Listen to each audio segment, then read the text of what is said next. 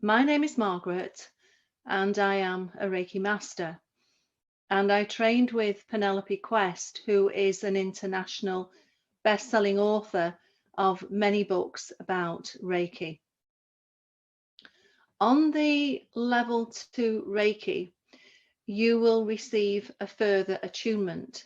So you will have already had one if you've done your level 1.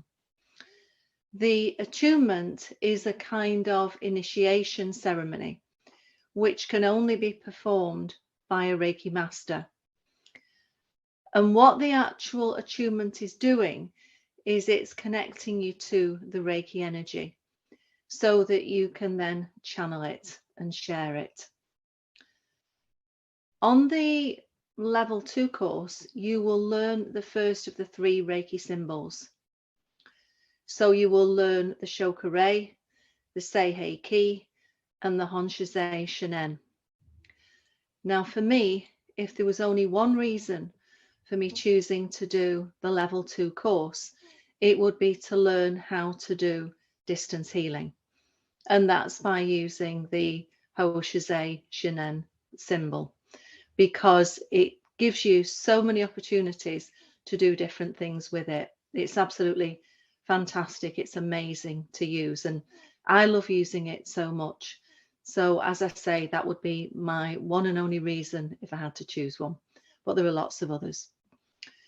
You'll also on the course receive a manual and a certificate at the end of the day to show that you're qualified. And the other thing that you can do with the level 2 course is you're now qualified to actually have paying clients if that's something that you wanted to do. But if you just wanted to focus on self-healing and healing family and friends, that's also fine. If you'd like to book on the course, please click on the button in the Eventbrite description, and that will take you through to the checkout process to book your place. And if you have any questions about the Reiki, please do reach out to me.